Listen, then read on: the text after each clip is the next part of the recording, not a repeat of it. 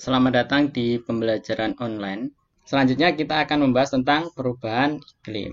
Sebelumnya tadi kita membahas tentang gas rumah kaca. Gas rumah kaca itu apa? Kemudian bagaimana mekanismenya bisa mempengaruhi pemanasan global. Kemudian kita berbicara apa yang sebagai sumber dan rosot dari gas rumah kaca. Selanjutnya kita berbicara tentang perubahan iklim.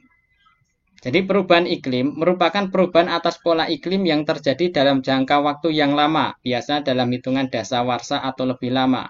Perubahan pola iklim ini signifikan secara statistik baik berdasarkan rata-rata iklim atau variabilitasnya. Jadi perubahan iklim ini sebenarnya iklim itu kan punya pola. Pola grafiknya, rata-ratanya dan lain sebagainya selama ratusan tahun itu punya pola. Tapi pola ini berubah. Kenapa pola itu berubah? Pola itu berubah karena adanya pemanasan global tadi. Jadi perubahan iklim dipicu oleh terjadinya pemanasan global, yaitu naiknya suhu di permukaan bumi. Jadi iklim kita itu berubah. Iklim di dunia itu berubah karena adanya pemanasan global. Gas rumah kaca merupakan faktor utama terjadinya kenaikan suhu di permukaan bumi. Jadi gas rumah kaca merupakan faktor utama terjadinya kenaikan suhu di permukaan bumi. Bukti adanya perubahan iklim.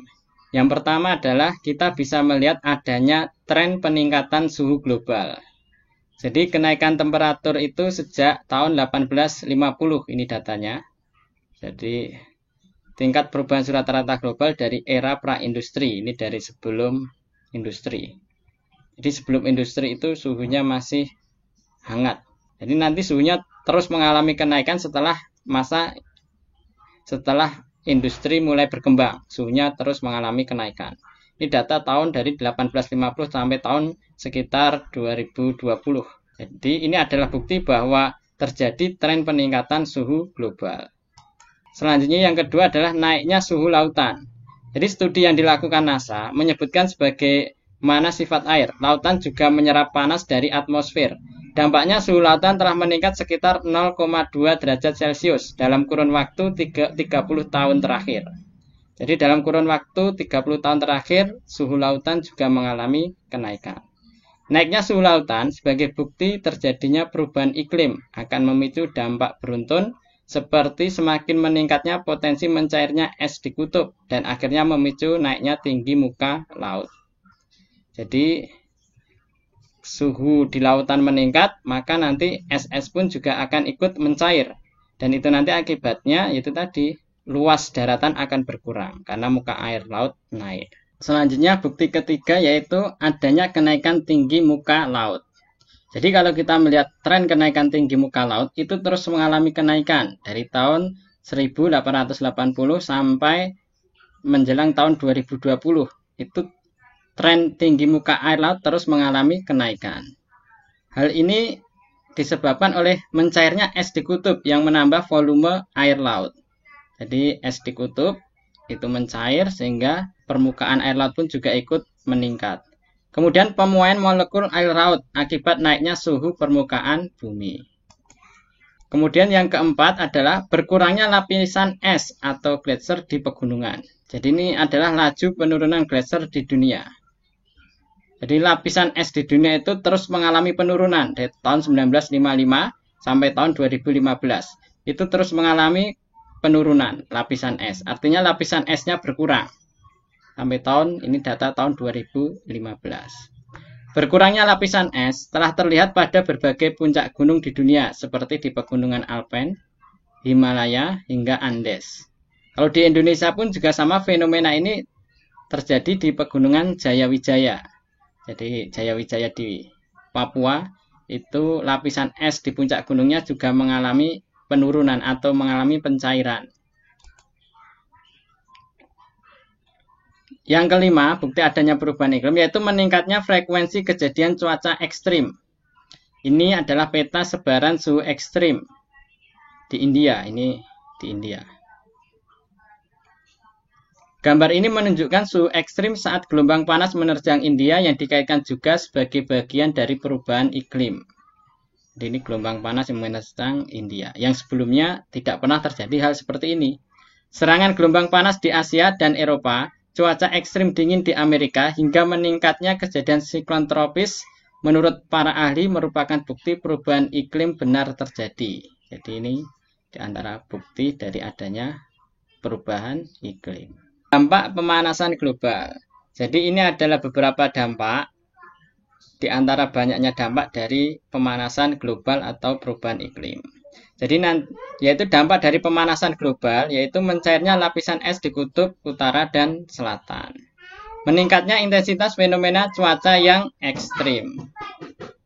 Jadi nanti kalau ada cuaca ekstrim, ya tentu karena cuacanya ekstrim, ketika terjadi hujan ekstrim pun nanti akan terjadi banjir di mana-mana dan lain sebagainya.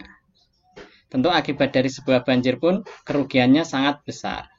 Kemudian meningkatnya dan meluasnya kekeringan. Jadi kekeringan semakin meningkat dan semakin meluas. Karena kekeringan pun juga akan mempengaruhi produksi pangan. Produksi pangan pun juga akan mempengaruhi dari kekurangan pangan atau kelaparan dan lain sebagainya. Kemudian meningkatnya resiko kesehatan. Karena jumlah karbon dioksida di udara atau di atmosfer yang meningkat, orang itu cenderung nanti akan mengalami risiko kesehatan. Mungkin terjadi sakit pernafasan, terutama di kota-kota besar. Kemudian habitat hewan berubah akibat perubahan faktor-faktor suhu, kelembapan, produktivitas primer, sehingga sejumlah hewan melakukan migrasi untuk menemukan habitat baru yang sesuai. Jadi habitat hewan pun berubah. Kemudian perubahan habitat memungkinkan terjadinya perubahan terhadap resistensi kehidupan larva dan masa pertumbuhan organisme tertentu. Kondisi ini tidak menutup kemungkinan adanya pertumbuhan dan resistensi organisme penyebab penyakit tropis dan lain-lain. Jadi dampak dari pemanasan global itu sangat banyak. Lalu apa yang akan kita lakukan? Jadi kita tadi telah belajar terjadi pemanasan global, terjadi perubahan iklim, dan dampaknya sangat banyak. Jadi perubahan iklim itu nanti dampaknya sangat banyak. Dampak negatifnya sangat banyak. Lalu apa yang akan kita lakukan? Jadi kontribusi untuk bersama-sama mengurangi dampak perubahan iklim dengan kegiatan mitigasi atau adaptasi. Jadi cara kita untuk menghadapi perubahan iklim ini ya dua ini, mitigasi dan adaptasi. Jadi kalau kita lihat skema ini adalah greenhouse effect, kemudian ada perubahan suhu, climate change, kemudian ada dampaknya, kemudian respon kita bagaimana? Yaitu kita menghadapinya dengan mitigasi atau adaptasi. Mitigasi itu caranya yaitu dengan mengurangi emisi. Mitigasi itu pencegahan. Ya kita kurangi aja. Jadi kita lakukan pencegahan supaya pemanasan global ini tidak meningkat terus-menerus. Dengan cara apa? Ya kita kurangi emisi. Jadi aktivitas-aktivitas yang mengeluarkan gas rumah kaca atau misalnya CO2 kita kurangi. Misalnya kendaraan mulai beralih ke listrik atau kendaraan mulai ramah emisi. Kemudian di pabrik pun juga seperti itu, mulai ramah emisi karbon. Kemudian dengan mitigasi juga kita meningkatkan luas kawasan hutan. Sehingga dengan kawasan hutan bertambah, pohon bertambah, yang menyerap atau sebagai sink itu penyerap karbonnya meningkat. Kalau adaptasi, ya kita berupaya untuk adaptasi dengan keadaan ini. Jadi bagaimanapun juga peningkatan pemanasan global ini terjadi, ya kita adaptasi. Artinya kalau kita di bidang pertanian, bisa kita memilih bibit-bibit tanaman pangan misalnya, bibit-bibit tanaman pangan yang itu bisa hidup di suhu yang panas. Kemudian adaptasi di sektor kehutanan, karena tadi terjadi curah hujan yang tinggi misalnya, yaitu iklim ekstrim, nanti akan terjadi curah hujan yang tinggi, maka di daerah-daerah yang rawan banjir atau DAS, daerah aliran sungai, kita tingkatkan jumlah tanaman pohonnya, luas hutannya diperluas. Sehingga nanti ketika terjadi cuaca yang ekstrim, tidak akan terjadi banjir atau meminimalkan terjadinya banjir. Itu adalah salah satu bentuk kita adaptasi. Adaptasi di kehutanan juga misalnya karena suhu panas sehingga memicu kebakaran hutan, sehingga kita pun bisa membuat sekat bakar. Artinya ketika kita mengelola hutan, kita perbanyak atau kita bangun juga sekat bakar. Sehingga ketika terjadi pemanasan, kemudian terjadi kebakaran tidak terjadi secara merata dan lain sebagainya. Jadi climate change impact. Kemudian respon kita, yaitu yang pertama adalah mitigasi. Jadi mitigasi itu pencegahan tadi, misalnya dengan CDM REDD. Ini di kehutanan ya. Dengan CDM REDD. Ini adalah untuk mencegah terjadinya pemanasan global yang lebih parah lagi. Ini adaptasi. Jadi kalau ya memang terjadi kebakaran, terjadi pemanasan global, ya kita adaptasi dengan keadaan ini. Misalnya terjadi kekeringan, ya kita mengatur supaya bisa menggunakan pengairan dan lain sebagainya. Ini adalah bentuk-bentuk adaptasi. Ini adalah bagaimana ekosistem kehutanan dalam mitigasi terhadap pemanasan global tadi. Yang pertama adalah meningkatkan kadar karbon. Jadi bagaimana kita, di hutan kita itu, karbon yang terserap itu banyak. Jadi kalau tanaman itu bertambah volumenya, itu artinya jumlah karbon yang diserap itu bertambah. Karbon di udara yang diserap itu bertambah. Maka ini bisa melihat ini T adalah waktu. Dengan kita menambah peningkatan volume kayu di hutan, kita menambah luasan hutan, menambah volumenya, semakin tumbuh banyak tanaman, itu maka nanti jumlah karbon yang terserap itu semakin banyak. Kemudian kita juga menghindari hilangnya karbon. Artinya di tanah itu, misalnya di tanah, di hutan, dan lain sebagainya, itu kan hari ini kan sudah menyimpan karbon. Maka itu kita jaga. Kita lakukan konservasi supaya karbon yang tersimpan di tanah, kemudian di laut, kemudian di tanaman, itu tidak mudah lepas ke atmosfer jumlah karbonnya. Jadi kita lakukan konservasi. Jadi yang sudah ada kita konservasi, kemudian kita sambil menanam, meningkatkan luas kawasan hutan, menanam pohon sehingga penyerapan karbon itu bertambah. Jadi ini adalah salah satu bentuk dari upaya di kehutanan, misalnya REDD+,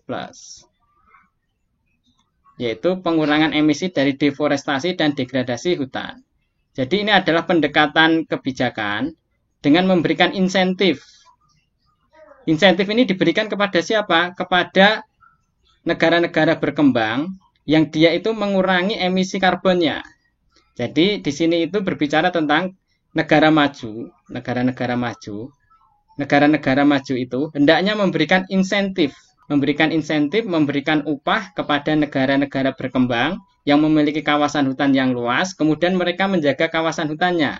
Maka negara-negara berkembang itu harusnya itu memberi insentif. Inilah yang ide dari REDD. Jadi ide ini adalah bagi negara berkembang yang menjaga hutannya, menjaga penyerapan karbon akan diberikan uang atau insentif oleh negara maju. Karena apa? Karena kita lihat bahwa sumber gas rumah kaca itu paling banyak bersumber dari negara maju, terutama dari industri mereka. Kemudian REDD bukan satu-satunya kegiatan kehutanan terkait dengan perubahan iklim. Kegiatan lainnya, ketika seseorang melakukan pengelolaan hutan alam secara lestari, maka itu pun juga salah satu mengurangi dari pemanasan global. Kemudian pengelolaan hutan tanaman industri secara lestari. CDM kehutanan, gerakan penanaman pohon, konservasi hutan. Ini adalah bentuk-bentuk lain bagaimana kehutanan supaya mengurangi pemanasan global atau mitigasi pemanasan global.